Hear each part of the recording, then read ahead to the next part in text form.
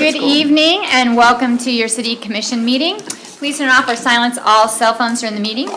Just a reminder that meetings are televised every day on Channel 2 and midnight at 6 p.m. and midnight and are available for viewing on YouTube. At this time, I'd like to call the meeting to order. Begin with the Pledge of Allegiance, followed by silent meditation. I pledge allegiance to the flag of the United States of America and to the republic which it stands, one nation, under God, indivisible, with liberty and justice for all.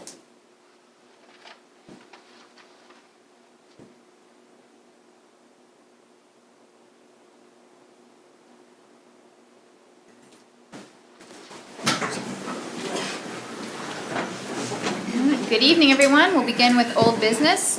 First up, at the consideration of the previous minutes from February 25th, 2025. I move that we approve the minutes from February 25th, 2025 regular meeting. Second. All right, it's been motion's made and seconded, and we'll begin voting with Commissioner Hingela. Aye. Aye. Aye. Aye. All right, motion passes. Next up is second consideration ordinance number 8262. It's a special use permit to allow a two-family dwelling at 1112 Spruce Street. This is a roll call vote. Mayor and Commission, this is about converting a house into a two-family unit. It's in the R16 zoning, so it is required to have a special use permit. The Planning Commission did recommend approval of this item, and staff has not received any public comments or questions since the last reading. That's what so again, it's the same as it was during the first consideration. All right.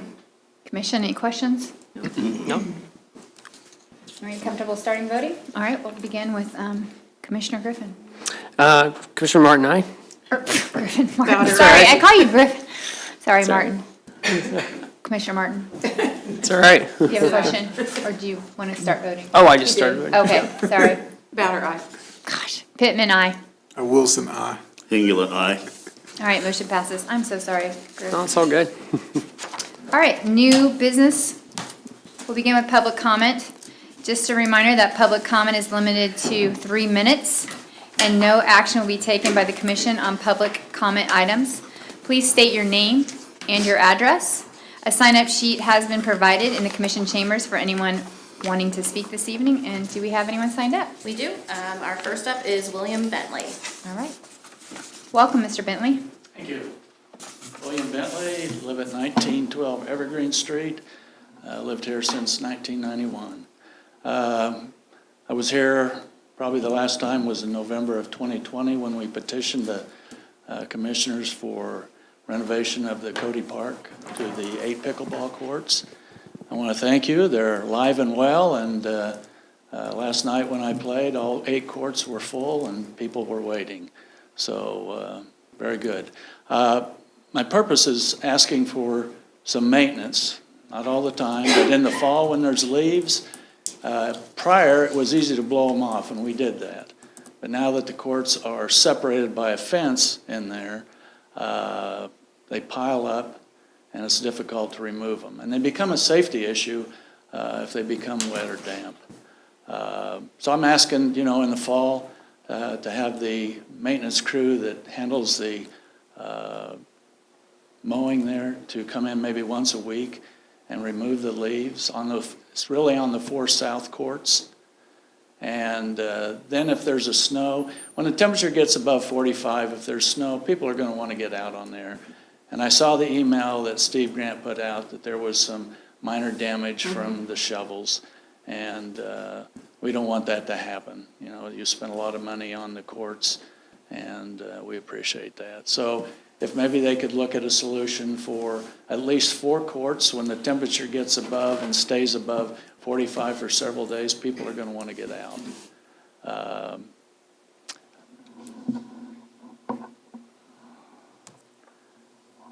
The last thing is consider, I don't know who the director of Park and Rec who's supervised by.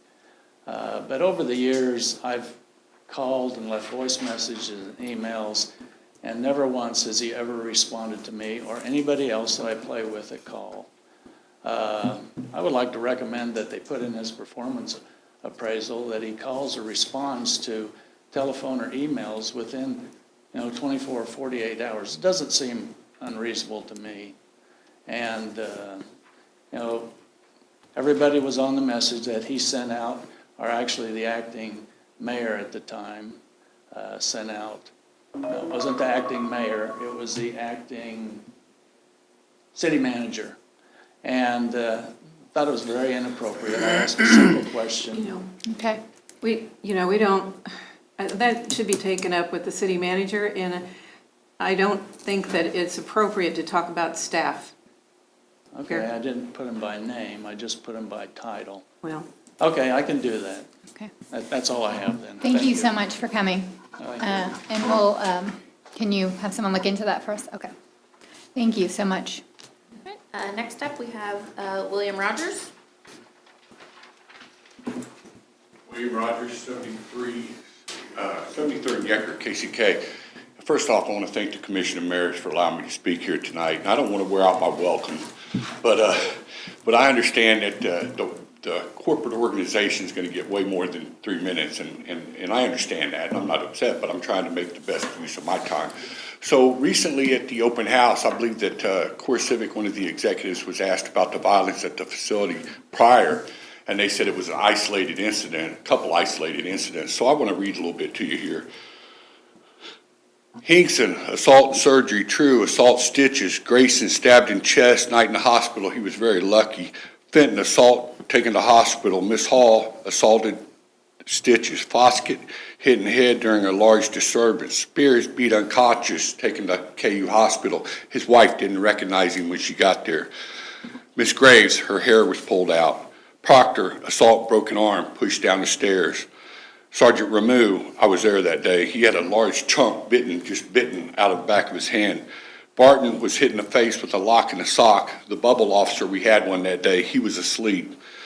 Was sleeping in Unit 4, heard the radio call, had a hard time locating him on camera. Barton and Officer Benson fought the inmate. Rogers, that's me, my head was split open. Here's one of the pictures.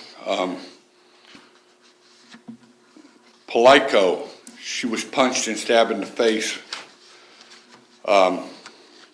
Lots of injuries. Levering, hot water thrown in her face, multiple stab wounds, and broken bones, 16 surgeries.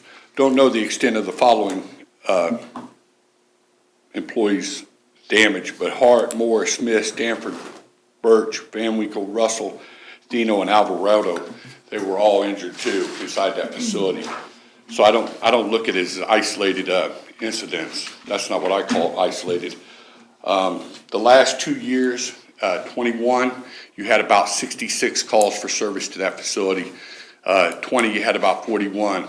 Over the last 5 years there, you had 122 police reports made. I'll make those available to you later this week. On November 6, 2019, the warden at the time was quoted in a Leavenworth Times article as we were 45 staff down. That's a huge number to be short-staffed. Shouldn't have been running a facility like that. Here I have an employee. Well, here's my comments to the facility went back to 2018. I have a letter here to the then warden about the safety issues and staff shortages. So don't think I just came out of the woodwork now to start talking about these issues. They've been ongoing for a long time. Also have emails to the warden from a young lady that worked there. She started as an officer. She had 2 kids. She got promoted up to unit team. During that time, she sent a couple emails towards the end to the warden about her safety, about the drugs, about her fear. She asked for his assistance. He said, "I'll be down to see you on Monday." He never came. He never showed. So on Tuesday morning, she turned in her resignation, which I have right here, and she turned in her keys and she left there. She had no job to go to. She had 2 kids to support, but she thought her safety was more important to raising kids than that job. So she filed for unemployment.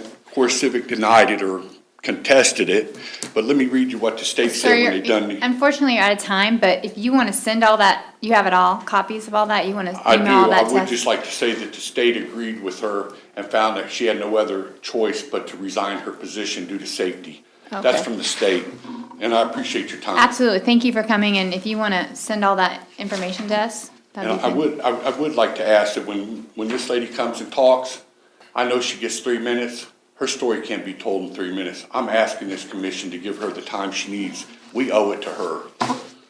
Thank you, thank you so much for coming tonight. Thank you. Thank you, sir. All right, and next we have Dean Ayers.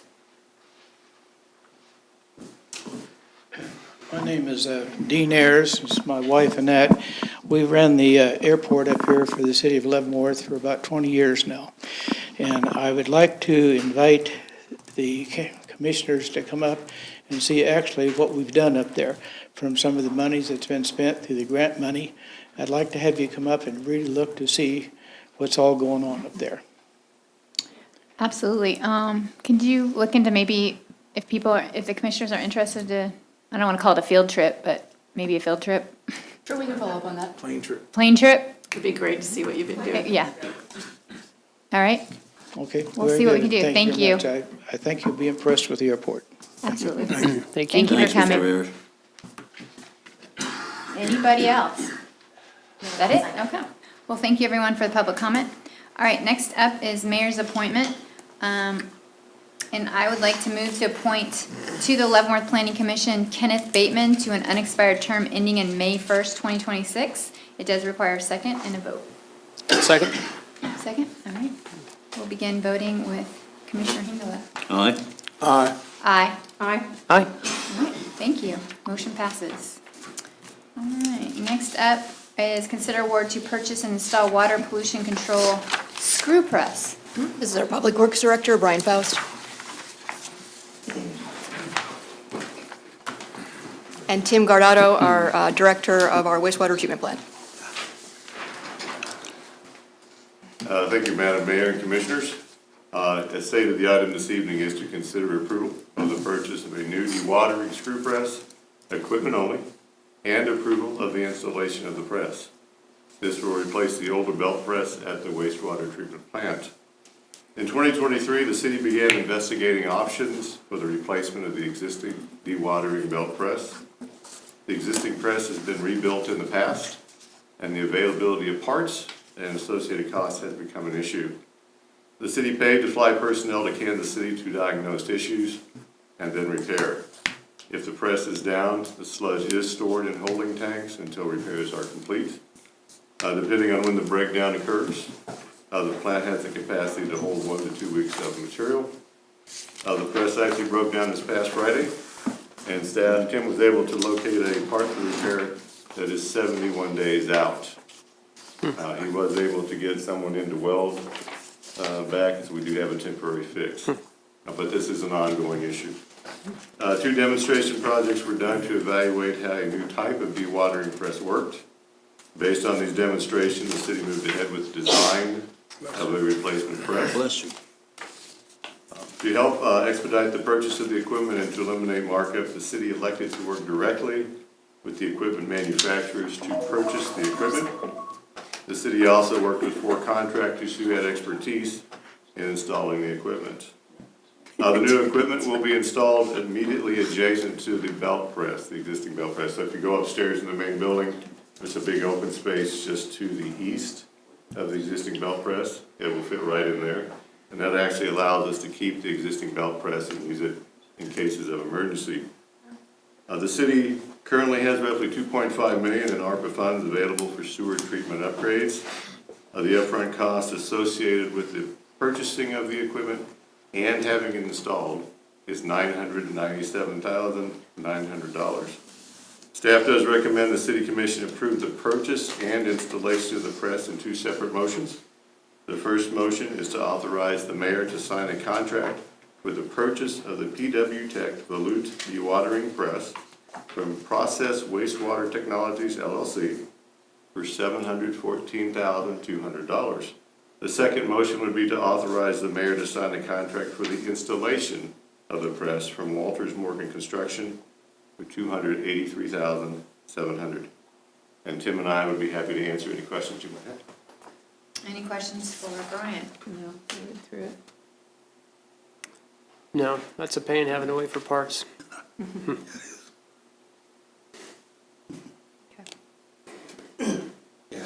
Okay, I was like, you are. All right, so if there's no questions, we'll need two motions. I move to authorize the mayor to sign a contract for the purchase of the PW Tech volume dewatering press, screw press from Process Water Technologies, not to exceed $714,200. Okay. Second on that one. Second, okay, so we have a motion, we have a second, we'll begin voting with Commissioner Martin. Aye. Aye. Aye. Aye. Okay, motion passes. The second motion? Yeah, Madam Mayor, I move to make a motion to authorize the mayor to sign a contract for the installation of the press from Walters Morgan Construction, Inc. for an amount not to exceed $283,700. Second. Okay, motion made second. We'll begin voting with Commissioner Hengler. Aye. Aye. Aye. Aye. Aye. Motion passes. All right, thank you. All right, next up, staff report from the library. Hello, Matt. Hi, how are you? Good.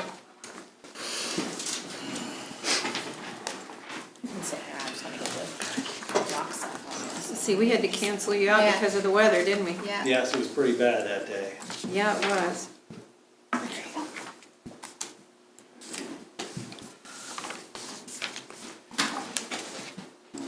think I know what I'm doing here.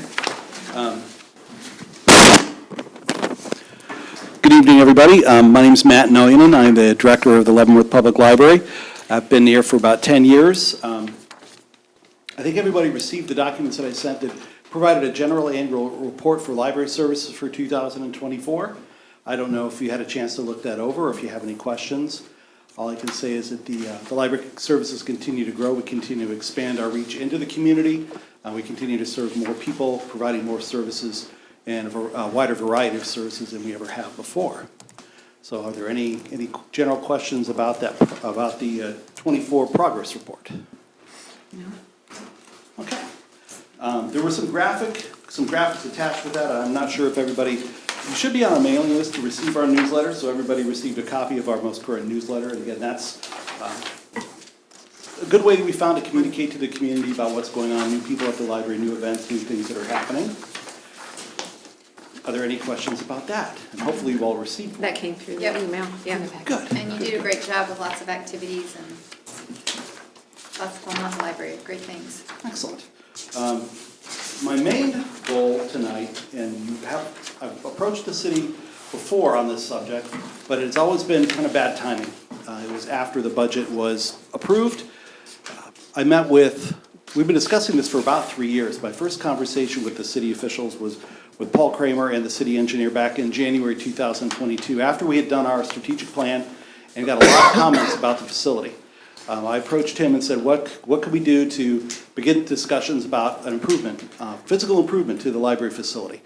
And he suggested that the first thing we had to do is go out and generate some funds on our own to help support what we all agreed was a good first step, which is a needs assessment. That's a very common practice in evaluating the current status of a building, the needs of today versus the needs of yesterday and the needs of the future. So we did that, and we raised over $16,000 to help defray those costs. And again, I approached the commissioners before, but it was bad timing. When I do my half-year reports, it was after the budget. So I'd like to do a couple of things tonight. I have some illustrations. I think this is the first time all the years I've come to visit you that I have actually had visual aids.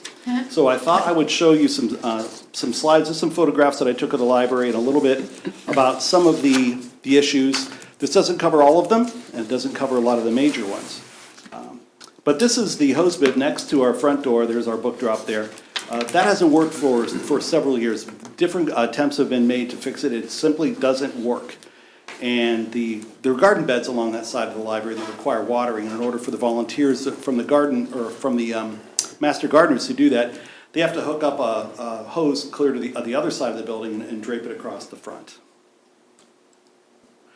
This is the front of the building that faces west, and I believe, looking at the city's CIP plans for next year, this is one of the items that was on the list for repairs. So you can see where that metal paneling is coming off the front. There was a concern when we had the big roof leak in the yawn room that closed it down for about 2 months. The water might have been penetrating from that spot. It wasn't. But water must definitely be getting down in there and soaking the side of the building. I'm not exactly sure what's behind it, what kind of surface is there, how permeable it is. This is the door on the corner of 4th and Spruce. This used to be the main door of the library before the addition was put on in 2009. This alcove is out of the way. It's out of sight. It's out of mind. It's unfortunately a place where people decide to use the bathroom. We've spent several $100s on biohazard cleaning in that spot. It's a camping spot sometimes in bad weather because it's out of the way. It's out of the wind and weather. Our interior doors have never had an auto door opener, and they have to be propped open for use by people in wheelchairs, people with strollers. And the idea that only people who are handicapped or disabled need this is not exactly accurate. I was there the other day after our Wiggle workshop. There were 2 mothers who had 2 strollers, armloads of books, toddlers that they were trying to handle, and they couldn't get that door open. I opened it for them.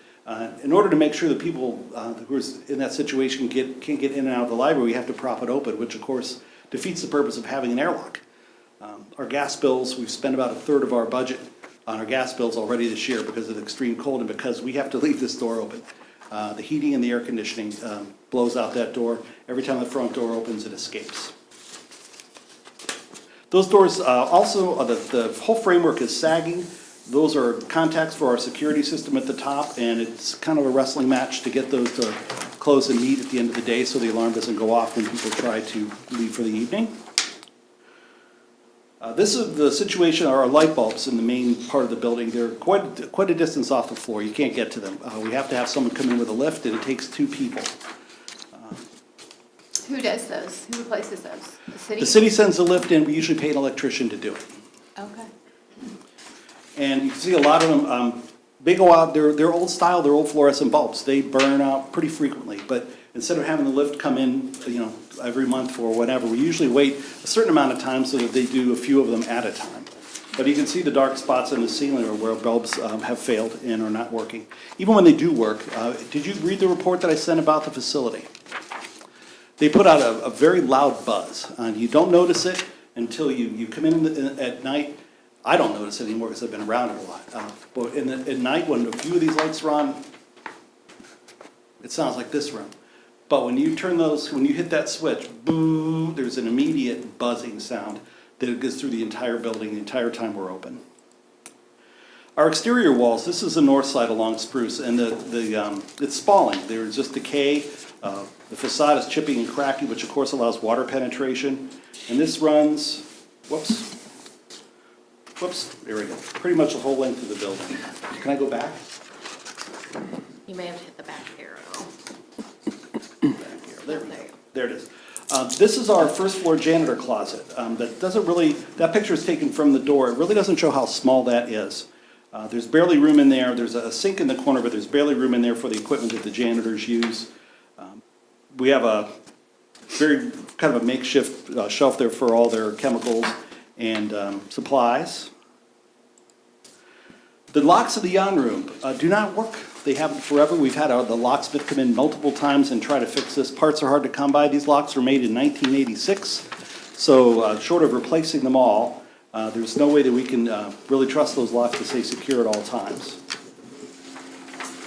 And in that room, this is our emergency exit. There's steps. So I don't know what would happen if the emergency was immediately outside those doors. We had someone in that room with mobility issues that needed to evacuate. There are 6 steps there. What do you do if there's so no one with a wheelchair could get out there, correct? Someone would have to lift them, someone would have to carry them. So you can see the problem. Yeah. I've heard different stories of how this happened. Someone has told me that the filters in our HVAC system weren't changed for quite a while, so a lot of dust and dirt and grime accumulated, and it blows out through those vents there.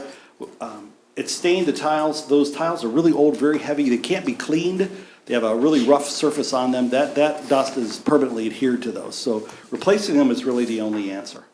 A lot of people think it's black mold, and I get a lot of questions about that. It's not mold, it's simply dust from an HVAC system that was not cleaned the way it should have been, or the filter shouldn't have been replaced. At least that's what I've heard, is where it came from. This are the skylights in the addition. At least one of them leaks about every year. I've built libraries and done renovations before, and I've had architects say, wouldn't a skylight be nice? And I say, no, it wouldn't, because inevitably they leak. Building a ceiling or building a roof with holes in it may be an interesting architectural feature, but you're really looking at some serious maintenance problems down the way. This is a problem with, and if you look at the report, one of the issues that the old Carnegie had was there aren't enough electrical outlets. Well, there aren't enough electrical outlets here. These are carols that people use when they come in to use our wireless. They plug in their computers, they plug in their devices, whatever they're using to access the internet. There are no plugs, so we've had to daisy chain extension cords across multiple desks to provide that service, which is dangerous. There are potential electrical shocks. They're not across the floor, but it's still not the best way to handle this at all. And that's looking in the other direction, towards the atrium. This is a storage closet in the addition. That's another storage closet in the addition. They're right next to each other, and there's a wall in between. I have no idea why two storage closets would have been built next to each other, separated like that. Two separate doors, two separate locks. They're right next to each other. So the idea, I don't know, you'd have to measure the cubic feet of the wall space, but I would imagine there's at least, a couple hundred cubic feet of space that are being wasted there because of the wall that intervenes between those two. Were they originally offices or something? No, this up here is the network. To extend the network capability down to the addition, they built this electric and computer switch box there. Okay. So no, those were never offices. There was only one plug in this entire room, so they were never intended to be offices. Got it. Doors on the east room are also a problem. They won't unlock. We have to push them open from the inside and prop them open when they're being used. They simply will not unlock. They're secure, but we can't unlock them from the outside. So if someone's in there and that door's shut, they can't? There is another door. You can see it right over here. There is another way out, so no one's actually trapped in the room. And that's the door that we use, that will unlock, we use to open and get into the room. So there is a way out of the room. Okay. But the main door itself, once it's shut for good, unless you go around through the other door, unlock that, and go to this one. Our upstairs boiler room behind the south part of the library is basically where all of our equipment and tools and everything are stored, including our light bulbs. So this spot is as far away from our light bulbs as you can get. Some of those light bulbs that get are 8, 9 feet long. You have to go through 3 doors and a set of steps with them. Someone has to hold the door for you in order to get those bulbs out, or the door will close behind you and shatter them. And those are the famous bulbs. This is the boiler room where they're located now. This is the other end of that's the electrical room down there where all the utility comes in. And these are boxes of filters. The only place to store the filters that are used to replace and keep the system maintained is in that room, stacked up, kind of piled anywhere that any space that's available. This is the upstairs janitor's closet.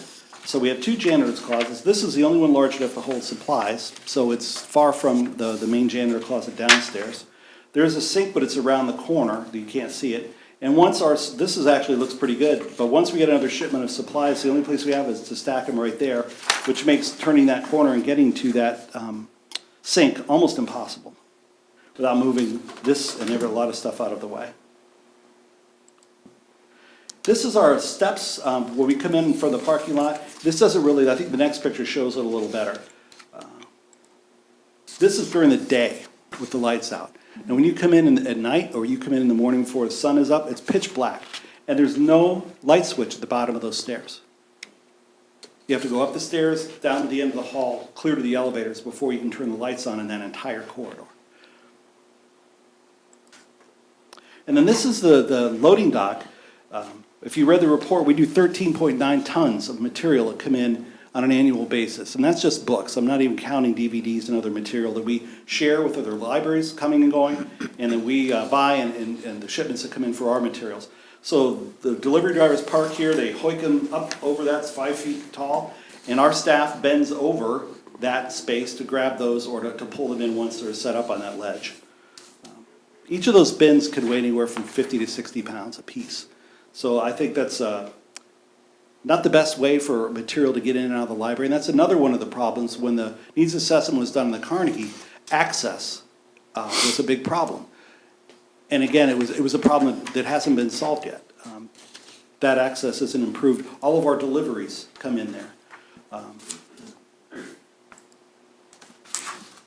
Has anyone fallen? Not yet, no. And in the wintertime, of course, that's icy. As we had that big ice storm and snow last week. That faces west. The building has it in the shade constantly. It's about the last part of the library parking lot that actually melts. And the shadow of the building extends out over the parking lot till about 1 o'clock. So the main area, which is actually closest to the door and most convenient and includes our handicapped parking, stays in the shade and does not melt and clear because of the shadow of that tall roof that's on the side of the building. And that is just empty space. The on-room building, the roof ceiling is about this tall. The roof extends up basically almost to a second, 2.5 stories tall. So I'm here to request your financial support for a needs assessment that will shape the best possible library services to the community in years to come. Because not only are these physical aspects, the lighting, the electricity, the convenience of cleaning and maintaining the building, the access to the building, not only for patrons, but for everything, all their shipments. When someone returns a book, we go out, we pick that book up, we walk miles between our main desk and our book drop to return those, to get those books back on the shelf. All of these problems, I believe, can be solved. For over 100 years, the city has allocated public funds for operating, maintaining, and improving the former Carnegie Library and the current facility. These investments represent the city's commitment to quality library services, which the community, the board, administration, and staff of the library deeply appreciate. There's no doubt that the city has absolutely been great when it comes to doing major repairs at the library, new parking lot, a new atrium. Future projects include CIP funds for a new urethane roof coating and repair or replacement of those west wall panels that are partially detached. And these projects are yet another positive expression of the city's exceptional care and commitment. Given the fundamental needs identified in 1984 that have yet to be achieved, and those appear in the report, I won't rehash all of them for you.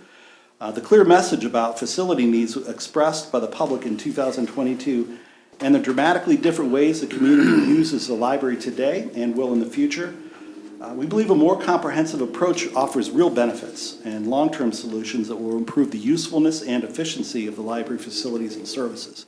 When the needs assessment was done, one of the problems that I identified with the Carnegie is that you can't see anything. And if you sit at you can't see a single door at the library from any of our service desks now. The one door's around the corner. Again, the problems that were identified, new building, didn't solve them. Didn't complete that mission, I guess. And we share the same fundamental mission, which is serving the community. And we leased the building from the city, and in 1985, a lease was drafted and signed by both parties, and I think it's a good expression of the spirit of our partnership that's been so successful for so many years. And I'd like to quote that. The parties in making this agreement have entered into saying with the hope and belief that the use of the facilities to be provided by the library shall be of great advantage and benefit to the people of the city of Leavenworth, Kansas. They will endeavor to so treat each other as to give evidence of the highest good faith and the greatest consideration, each for the other, all in the interest of providing the best possible library services to the community. So I would ask the commission, as you're discussing, considering, and looking at your 2026 budget to fund. It's tough to say, and I've been asked this before, how much will it cost? We don't know. No more, you put out an RFP, it's just like the bidding process. You get responses back based on the scope of the work you want done, and you hire the people you think are best qualified and that you can afford. The estimates that I've gotten are pretty rough, but from people in the business, looking at the scope that was drafted, and you have a copy of that in your packet, I've heard anywhere from $50,000 to $60,000, We have 16. We'd like to, if the city could commit $40,000, I believe the library could, if it ended up being more than that, more than the 16 plus the 40 the city committed, the library board, I'm certain would support that as well. But the goal would be to look at the facility, look at the shortcomings, look at the comments made by the public from our survey, gather people together, library staff, library users. I would love to see a representative of the city sit down and be part of this committee and discuss what the building should look like in the future. What's the best approach? Is it a renovation? Is it a tear down and rebuild? Is it a new library somewhere else? I really would like everyone to keep their minds open. When the first needs assessment was done, they looked at 7 different sites throughout the community. So even in '84, the idea that the library would relocate was certainly something that was on the table and being considered at the time. None of the sites that were originally on that were included the Yon building. And when the Yon building, I don't know how it happened. I don't know who proposed it. I don't know how the agreement was made. But after the fact, after the needs assessment, and the Yon building looked like the first choice, the architects warned that it's already 10,000 square feet smaller than what you said you needed. It's got 2 floors, and we said you shouldn't do that. About 15% of the floor space is on a mezzanine, which serves no public use. We have our offices up there. So there are a lot of, I guess, sacrifices were made in moving into the Yon room that cut short the vision of the group of people that got together and worked on that needs assessment back in '84. So I would like, again, to please request your support. I know you're discussing the budget now. Hopefully I'm getting in early enough where you can consider this in your future plans for 2026. Thank you. Are there any I questions? remember, Mr. Yon had something to do with that. I don't remember if he donated the building or how that happened, but anyway, I do remember when it was completely remodeled with the library director at that time. My question is, how are there grant opportunities out there that you've heard from other libraries or anything like that to do repairs on libraries or to do assessments or anything else? Not for assessments. I know that there are HUD funds available, but Leavenworth is what's the word I'm looking for? An entitlement city, I think. Is it entitlement for HUD? Is that the term? I can't remember if they are or not. I've spoken with people about there are no city HUD funds available for this because those are already allocated for other purposes, and library construction is not in there. There was some talk that the federal government would resurrect a program called the Library Services, or the Library Services Construction Act, or LCSF. I can't remember the exact term.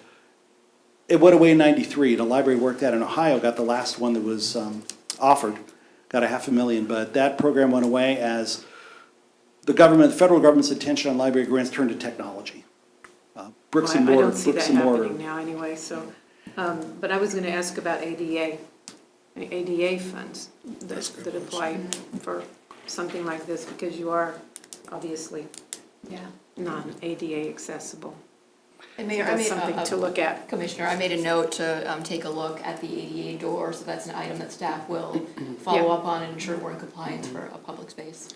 And the rest. Exit, like if that's the only exit that. Yeah, the exits. It may not be required to be power accessible, but we'll take a look at that and see what we need to do. Okay.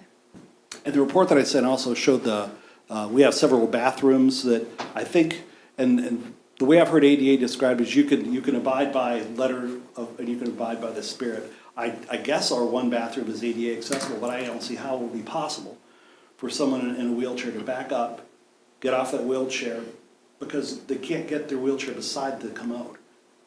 2 of our bathrooms are, but 1, 2, 3, 4 of them are not. There's no way that you could get off a wheelchair and onto those commodes in those restrooms. So there are, accessibility is one of the issues that was described in the '84 needs assessment that we're still struggling with. But I honestly don't know if ADA has any grants for, and if they did, I'm not sure if it would include general planning or if we just for the ADA aspects of it. Yeah, Matt, I know you could probably get 5 to 10 lighting companies come in and do like an LED lighting assessment or something like that for your whole facility for no cost because they want your money, you know. But it seemed like that was one that came up a few times, was lighting. And again, there are more issues than just the lighting. It really is the Sure. structure of the building, the way that the building functions right now. When our books are delivered, they come in up that 5-foot wall, they go into a room, they're processed down the hall, onto an elevator, down the stairs, clear across to where their Yeah, service it's desk very is. unwieldy. I've been through there. If those books, Several if our times. delivery area was right there, came in a door directly into that processing department, which is right next to the main area, that would make the books, streamline the whole process of bringing them in, cataloging them, and getting them out onto the shelf. So there are design features, the way that the layout of the building, the floor plan of the building, the height of the shelves, the location of the shelves. There's so many ways that we have a lot of people that need small meeting spaces. We have the yon room, we have the east room, but a lot of people want to work together with a couple of people. Most of the libraries, if you've been to Tonganoxie Library, this isn't just here. Most of the libraries that are being built now offer several small work areas that are wired, that have computer access and other equipment that allows people in a modern sense to work together. We have one small room in the corner of our young adult department that's got room for one desk and 2 people at the most, and that room is used a lot. The alternative is for people to meet out in the library, and they do, but their conversations are heard. Their conversations disturb other people. We opened up our boardroom on the 2nd floor for people to use for that purpose so that it reduces the volume and the disturbance that they create for other patrons. But we can't open it at night or on weekends because there's nobody up there. We can't leave somebody in that room when that entire hall is unattended, is really not being supervised. So there are a lot of ways that we can put new lights in, we can put new doors in, we can put new tiles on the ceiling, but that doesn't alter the fact that the comments we heard from the community, the way that people use libraries is something that really needs re-examined, just as it was in '84. The library said we needed meeting rooms, got meeting rooms. There are a lot of ways that people want to use the library that are simply impossible in the facility as it's designed now. So. Any other questions? No, Thank you. the library is a beloved place among our community members, for sure. I think so. We get a lot of positive comments. Of course, thousands of people use the library. A lot of our programs and services have served as models for other libraries in the region and the state. So there's no doubt that this partnership has been great. The funding, the support, and has been wonderful. And I would really like to see that continue and build a new or renovate or in some way create another magnet for the community, another shining example of how Leavenworth looks for its future and serves its community. Thank you, Matt. Thank you so very much. Thank you. All right, moving on to consent agenda. Okay, Madam Mayor, I move to approve the claims for February 21st, 2025 through March 6th, 2025 in the amount of $1,903,135.74. Net amount for payroll number 4 effective February 21st, 2025 in the amount of $440,432.55. Includes police and fire pension in the amount of $7,753.58. Second. All right, motion made and second. Begin voting with Commissioner Hengela. Aye.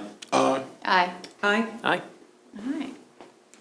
Anything for us tonight, Penny? I do. I have 2 items. If you have noticed, it is currently pothole season. To make it easy for people to report potholes, the city has an online form.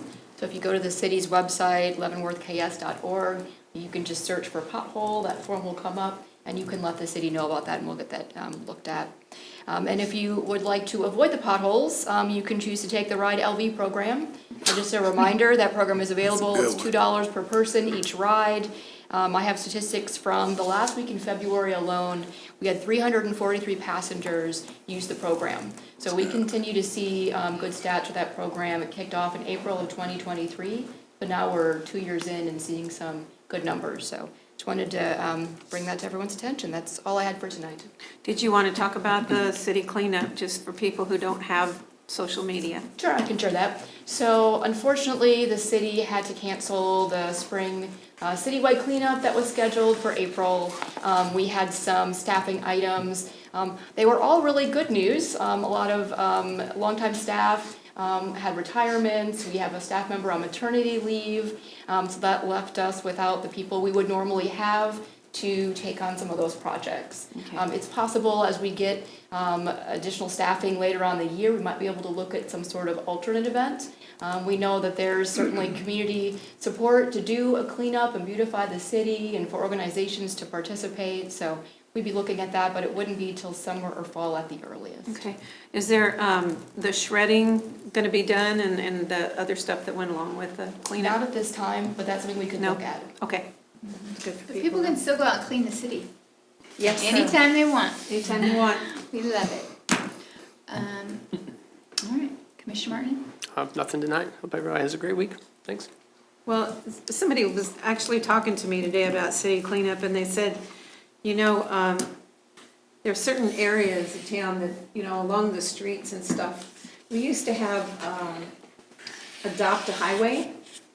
And what about Still do, don't they? if something, what, I don't think it's, We have an Adopt a Park. That Adopt a program is well, yeah, we available. do, but not the adopt a highway, but there might, you know, it might be interesting to look at what other communities are doing about Clean up? trash, you know, Yeah. just trash people are thrown out the windows and stuff. In some areas of town, it's worse than others. But maybe have organizations like ROTC or, you know, different organizations adopt a street at different times of the year and Like just the carry main that, streets, like 10th or Spruce. carry the cleanup through the whole year instead of just 1 month. Out of the year. That's a good idea. Yep, we try to watch the trash because it affects our water systems. Yes, So that's that's true. something that we're always looking for items to improve that, so we'll And we still have the take a look. 3 at Mile Creek cleanup monthly, don't we? Yes, yep, Yeah. so That's that been goes very through successful. Parks and Recreation, nonprofits can get $500 of a grant if they sign up and do cleanup on 3 Mile Creek. That's great. Yep, and that's all I have. Commissioner Engel? Yeah, it's a little early, but I want to start bringing people's attention to the idea, or to the event that's coming up on the 15th of April, on Tuesday, the 15th of April, between 11:30 and 13:30. I'm sorry, 11:30 and 1:30 in the afternoon.